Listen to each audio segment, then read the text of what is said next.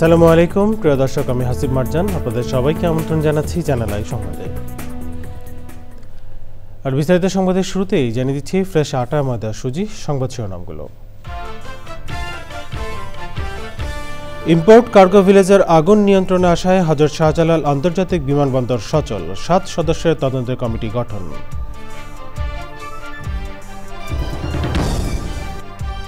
নাশকতা বা অগ্নিসংযোগের বিশ্বাসযোগ্য প্রমাণ মিললে দৃঢ় পদক্ষেপ নেওয়া হবে, অন্তর্বর্তী সরকারের বিবৃতি।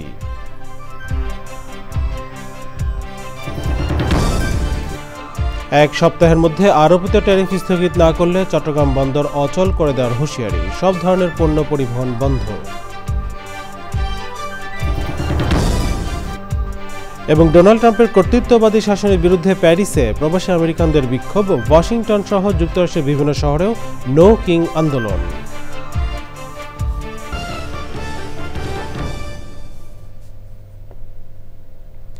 সংবাদ শিরোনাম জানাচ্ছিলাম। এখনকার সংবাদ আয়োজন একই সঙ্গে চ্যানেলের ইউটিউব চ্যানেলে এবং চ্যানেলের ওটিটি প্ল্যাটফর্ম আইস্ক্রিনে লাইভ স্ট্রিম হচ্ছে। চলেছে বিস্তারিত সংবাদে। হযরত শাহজালাল আন্তর্জাতিক বিমানবন্দরের ইম্পোর্ট কার্গো ভিলেজের আগুন নিয়ন্ত্রণে আসার পর বিমানবন্দরের কার্যক্রম স্বাভাবিক হয়েছে। আমদানিকারকরা তাদের মালামালের খোঁজ নিতে বিমানবন্দরে আসছেন। বিমানবন্দরের সবশেষ পরিস্থিতি জানতে চকর মালিকের কাছে যাচ্ছি, তিনি বিমানবন্দরে আছেন। চকর, বিমানবন্দরের বর্তমান অবস্থা কেমন দেখছেন?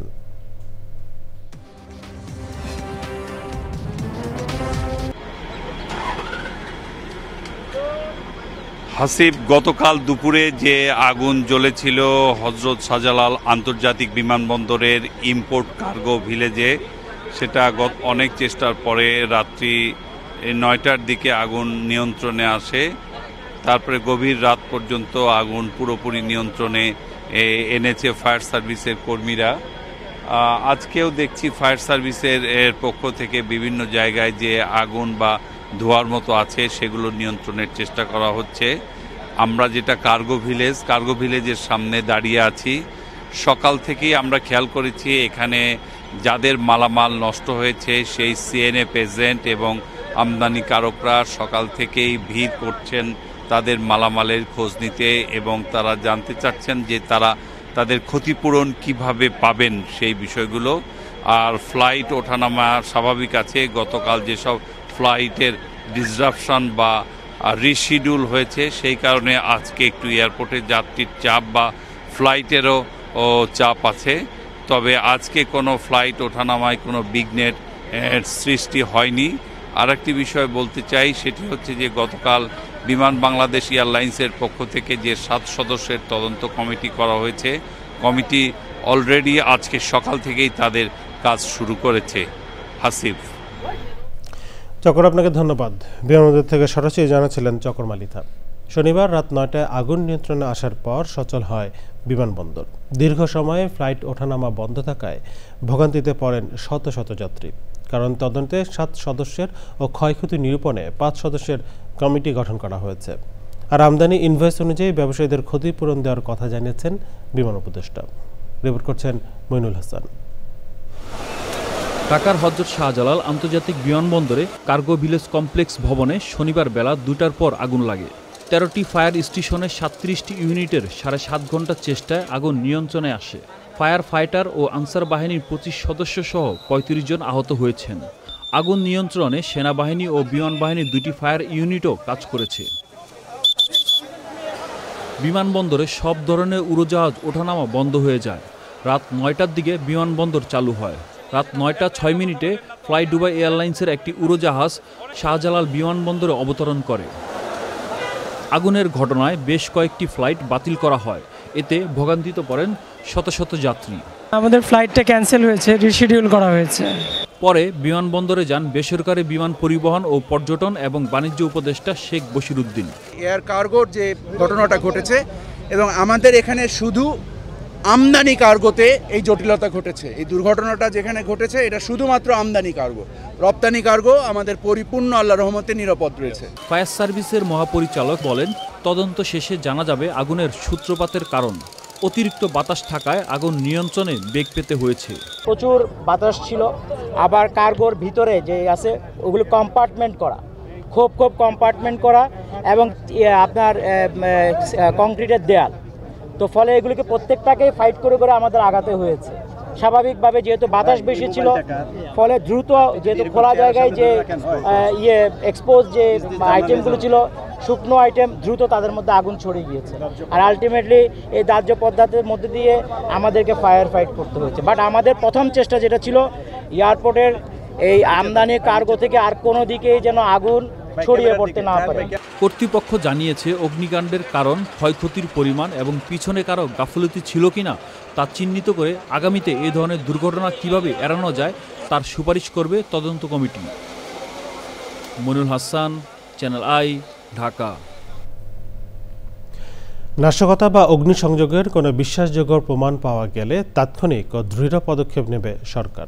কোনো অপরাধমূলক কর্মকাণ্ড বা উস্কানির মাধ্যমে জনজীবন ও রাজনৈতিক প্রক্রিয়াকে বিঘ্নিত করার সুযোগ দেওয়া হবে না। শনিবার সরকার এক বিবৃতিতে বলেছে, দেশের বিভিন্ন স্থানে সম্প্রতি একাধিক অগ্নিকাণ্ডের ঘটনায় জনমনে উদ্বেগ সৃষ্টি হয়েছে। অন্তর্বর্তী সরকার তা গভীরভাবে অবগত। নিরাপত্তা সংস্থাগুলো প্রতিটি ঘটনা তদন্ত করছে এবং মানুষের জীবন ও সম্পদ সুরক্ষায় সর্বোচ্চ সতর্কতা অবলম্বন করছে। অন্তর্বর্তী সরকার মনে করে, বাংলাদেশ অতীতেও বহু কঠিন সময় পার করেছে। ঐক্য, সংযম ও দৃঢ় সংকল্প নিয়ে গণতন্ত্রে উত্তরণের পথে যে কোনো হুমকির মোকাবেলা করা হবে, ভয় পাওয়ার কিছু নেই। আগামী এক সপ্তাহের মধ্যে চট্টগ্রাম বন্দরে আরোপিত ট্যারিফ স্থগিত না করলে বন্দর বন্ধ করে দেওয়ার হুঁশিয়ারি দিয়েছে পোর্ট ইউজার্স ফোরাম। ট্যারিফ বাড়ানোর প্রতিবাদে শনিবার থেকে সব ধরনের পণ্য পরিবহন বন্ধ করে দিয়েছেন পরিবহন মালিকরা। ধর্মঘটে যাওয়ার ঘোষণা দিয়েছে বন্দর ব্যবহারকারী আরও কয়েকটি সংগঠন। কর্মসূচি অব্যাহত থাকলে দেশের অর্থনীতি বড় ধরনের হুমকির মুখে পড়বে বলে আশঙ্কা সংশ্লিষ্টদের। চট্টগ্রাম থেকে ইকবাল হোসেনের ভিডিওচিত্রে রিপোর্ট করছেন চৌধুরী ফরিদ। দীর্ঘ 40 বছর পর গত 14 সেপ্টেম্বর বন্দরের ট্যারিফ বাড়িয়ে গেজেট প্রকাশ করে সরকার। বন্দর ব্যবহারকারীদের অভিযোগ, সরকার কারো সাথে আলোচনা না করে 200, 400, 700 থেকে কোথাও কোথাও 1000% পর্যন্ত ট্যারিফ বাড়িয়েছে। ব্যবসায়ীদের সাথে আলোচনা করে যেটা কমানো উচিত সেটা কমান, যেটা বৃদ্ধি করা উচিত সেটা বৃদ্ধি করেন। তো প্রান্তিক মানুষের উপর কিন্তু আজ অবশেষে সমস্ত চাপ এসে যাবে, এটা কোনোদিন হতে পারে না। ষড়যন্ত্র যদি হয়, ব্যবসায়ীদের পিঠ দেওয়ালে থেকে যাবে। চিরঞ্জীবন নাই, বিজেপি যখন প্রশাসক তখন এই কাজটা করছেন, আমরা কিন্তু এটা হতে দেব না। এক সপ্তাহের মধ্যে আরোপিত ট্যারিফ স্থগিত না করলে চট্টগ্রাম বন্দর বন্ধ করে দেওয়ার হুঁশিয়ারি দিয়েছেন তারা। কাভার ভ্যান, প্রাইম মোভার এবং যত রকম মালবাহী গাড়ি আছে সবগুলো গাড়ি একত্রতা পোষণ করে সবাই বন্ধ করে দিছে। এখন আর কোনো গাড়ি ঢুকতেছে না বন্দরে। সবার পক্ষে এত গুণ 97 টাকার যদি 200-250 টাকা করা হয়, সেটা কোনো অবস্থায় গ্রহণযোগ্য নয়। যৌক্তিক এবং বাস্তবসম্মত ট্যারিফ যদি পুনর্নির্ধারণ না করা হয়, তাহলে এক সপ্তাহ পরে চট্টগ্রাম বন্দর বন্ধ করে দেওয়া। ট্যারিফ বাড়ানোর প্রতিবাদে বন্দর থেকে সব ধরনের পণ্য পরিবহন বন্ধ করে দিয়েছে Chattogram prime mover truck covered van পরিবহন মালিক সমিতি। Chowdhury Farid, channel I, Chattogram. শিক্ষাবিদ, লেখক ও প্রাবন্ধিক সিরাজুল ইসলাম চৌধুরী বলেছেন, নির্বাচন ছাড়া ক্ষমতা হস্তান্তরের কোনো বিকল্প নেই। তাই বর্তমান সরকারের দায়িত্ব সময়মতো একটি গ্রহণযোগ্য ও বিশ্বাসযোগ্য নির্বাচন আয়োজন। তিনি বলেন, 1971-এর মুক্তিযুদ্ধ জনগণের মুক্তির সংগ্রাম, তাই এদেশকে মুক্তিযুদ্ধের চেতনায় ফিরতেই হবে। জানাতুল বাঁকা, কেকা রিপোর্ট। শুক্রবার জুলাই জাতীয় সনদে সই করেছে 24টি রাজনৈতিক দল। এখন নির্ধারিত সময়ে নির্বাচনের দাবিতে সোচ্চার বিএনপি সহ সমমনা দলগুলো। শিক্ষাবিদ, লেখক, প্রাবন্ধিক সিরাজুল ইসলাম চৌধুরী বলেছেন, সময় মতো ও শান্তিপূর্ণ নির্বাচনের মাধ্যমে ক্ষমতা হস্তান্তর হওয়া দরকার। নির্বাচন ছাড়া তো আমাদের অন্য কোনো উপায় নেই ক্ষমতা হস্তান্তরের। তো এখন যেটা হলো যে এই সরকার অন্তর্বর্তীকালীন সরকার, এবং অন্তর্বর্তীকালীন সরকারের দায়িত্ব হচ্ছে একটা নির্বাচিত সরকারের কাছে ক্ষমতা হস্তান্তর করা। শুধু নির্বাচন নয়, গ্রহণযোগ্য নির্বাচন এবং নিয়মিতভাবে নির্বাচন হওয়া উচিত। জনগণই নির্ধারণ করবে রাষ্ট্রীয় ক্ষমতায় কে যাবে, বলছেন এই শিক্ষাবিদ। রাজনীতির মূল জিনিসটা হচ্ছে ক্ষমতা। এখন ক্ষমতা যদি শাসক শ্রেণীর হাতে থাকে, জনগণের হাতে না থাকে তাহলে সেই ব্যবস্থাটা স্বৈরাচারী হয়। সংশোধিত জুলাই সনদে সংবিধানের ১৫০-এর ২-এর ৫ ও ৬ অনুচ্ছেদ বাদ দেওয়া হয়েছে। বাম ৪টি দল সনদে সই না করা প্রসঙ্গে তিনি বলেন, সংবিধানের ৪টি মূলনীতি হঠাৎ করেই আসেনি, এর পেছনে দীর্ঘ ধারাবাহিক সংগ্রামের ইতিহাস রয়েছে। বাংলাদেশ প্রতিষ্ঠার মূল জায়গাটা হচ্ছে মুক্তিযুদ্ধের চেতনা, এবং মুক্তিযুদ্ধের চেতনাটার মধ্যে ওই যে রাষ্ট্রীয় ৪ মূলনীতি ছিল সেইগুলো কিন্তু খুব আকস্মিকভাবে আসেনি, সেগুলো সংগ্রামের ভেতর থেকেই বেরিয়ে এসেছিল এবং সেগুলো আমাদের রাষ্ট্রের ভিত্তি। তো ওই জায়গা থেকে আমরা সরে যেতে পারবো না। ওই ৪ রাষ্ট্রীয় মূলনীতি দিয়েও কিন্তু ব্যাখ্যা করা যাবে না। মুক্তিযুদ্ধের চেতনা আমি মনে করি একটা সমাজ বিপ্লবের চেতনা। প্রবীণ এই শিক্ষাবিদ বলেন, রাষ্ট্রের মালিক জনগণ, রাষ্ট্র ক্ষমতা জনগণের হাতে না থাকলে স্বৈরাচার সৃষ্টি হয়। ওই জায়গা থেকে আমরা জান্নাতুল বাকিয়া কেকা, চ্যানেল আই, ঢাকা। মার্কিন প্রেসিডেন্ট ডোনাল্ড ট্রাম্পের কর্তৃত্ববাদী শাসনের বিরুদ্ধে প্যারিসে নো কিং আন্দোলনে নেমেছেন প্রবাসী আমেরিকানরা। শত শত প্যারিস প্রবাসী যুক্তরাষ্ট্রের নাগরিক বিক্ষোভে অংশ নেন। আন্দোলনকারীরা বলেন, ট্রাম্পের স্বৈরাচারী মনোভাব ও কর্তৃত্ববাদী শাসন রুখতেই তারা রাস্তায় নেমেছেন। রিপাবলিকান পার্টি এই বিক্ষোভকে আমেরিকায় বিরোধী বলে আখ্যা দিলেও বিক্ষোভকারীরা তা প্রত্যাখ্যান করেন। ওয়াশিংটন সহ যুক্তরাষ্ট্রের বিভিন্ন শহরেও বিক্ষোভ হয়েছে। দেখছেন চ্যানেলের সংবাদ, এ পর্যায়ে নিয়ে নিচ্ছি বিরতি।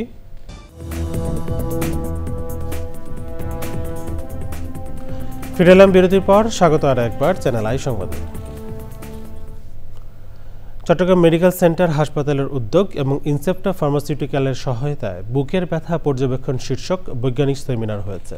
আয়োজনের প্রধান অতিথি ছিলেন মেডিকেল সেন্টার হাসপাতালের ব্যবস্থাপনা পরিচালক ডাক্তার মোহাম্মদ মনিরুজ্জামান। বিশেষ অতিথি ছিলেন অ্যানেস্থেসিওলজিস্ট অধ্যাপক doctor Masud Ahmed, medical centre হাসপাতালের পরিচালক ডাক্তার তাহমিদ জোনায়েদ মাহমুদ এবং ইনসেপ্টার এরিয়া ম্যানেজার মোহাম্মদ মোশাররফ হোসেন ও অন্যরা। সেমিনারের চিকিৎসকরা হৃদরোগ প্রতিরোধে আধুনিক প্রযুক্তি ও চিকিৎসা পদ্ধতির ব্যবহার সম্পর্কে জনসচেতনতা বাড়াতে গুরুত্ব আরোপ করেন।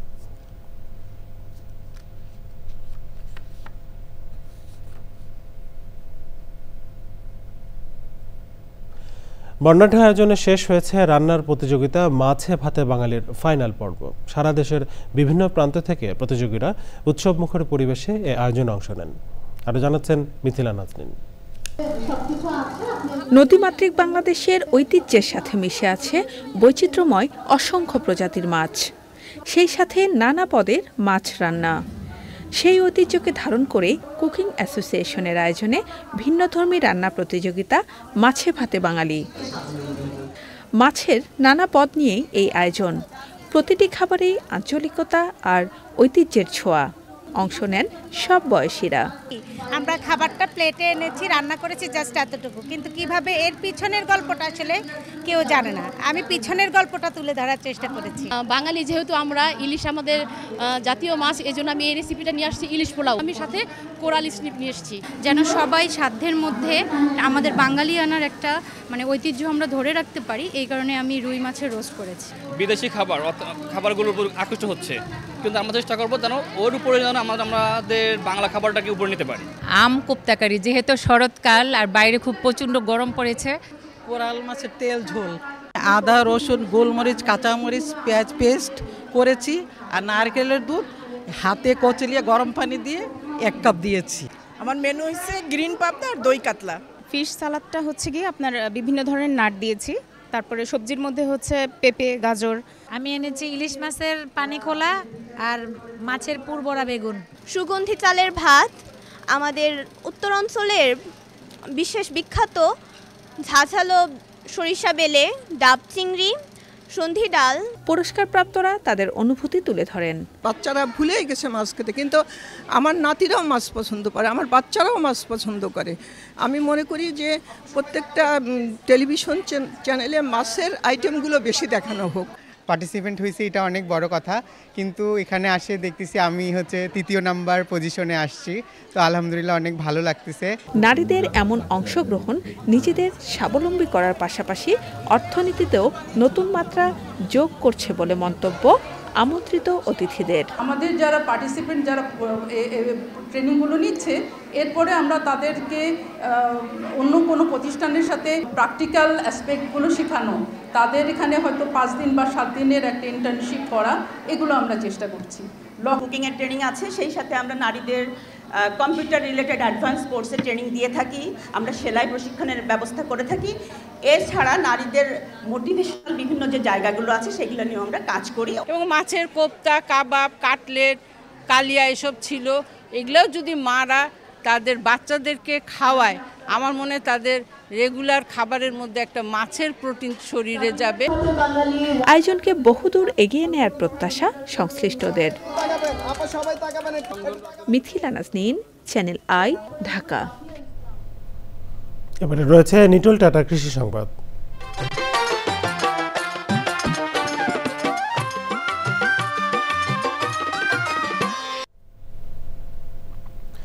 ল্যান্ডিং স্টেশনে আগের নিয়মে মাছ রাখা সহ সময় বাড়ানোর দাবিতে কাপ্তাই হ্রদে মাছ ধরা বন্ধ করে দিয়েছেন রাঙামাটির জেলে ও মৎস্য ব্যবসায়ীরা। বর্তমানে রাঙামাটি বিএফডিসি মৎস্য অবতরণ কেন্দ্রে নেই কোনো প্রাণচাঞ্চল্য।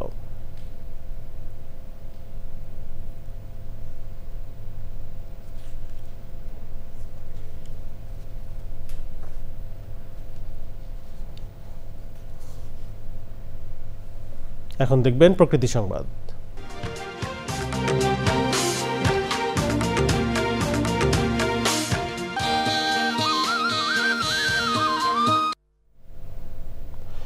দফায় দফায় ভাঙনে নিঃস্ব চাঁপাইনবাবগঞ্জের পদ্মাপাড়ের মানুষ। ইতিমধ্যে শতাধিক ঘরবাড়ি, ফসলি জমি সহ নদীগর্ভে বিলীন হয়েছে বহু স্থাপনা। আতঙ্কে দিন কাটাচ্ছেন ভাঙন কবলিতরা। সমস্যার স্থায়ী সমাধানে কোনো উদ্যোগ না থাকায় প্রজন্মের পর প্রজন্মের জীবন কাটে অনিশ্চয়তায়। তবে সমাধানের আশ্বাসেই দায় সেরেছে পানি উন্নয়ন বোর্ড।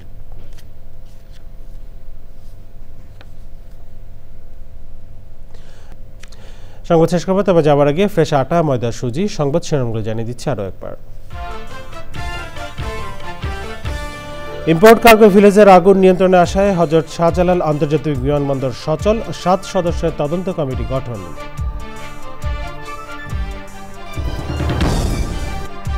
নাশকতা বা অগ্নিসংযোগের বিশ্বাসযোগ্য প্রমাণ মিললে দৃঢ় পদক্ষেপ নেওয়া হবে, অন্তর্বর্তী সরকারের বিবৃতি।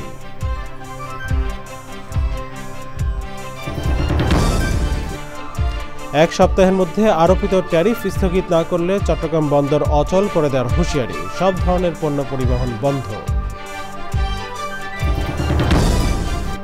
এবং ডোনাল্ড ট্রাম্পের কর্তৃত্ববাদী শাসনের বিরুদ্ধে প্যারিসে প্রবাসী আমেরিকানদের বিক্ষোভ, ওয়াশিংটন সহ যুক্তরাষ্ট্রের বিভিন্ন শহরেও নো কিং আন্দোলন।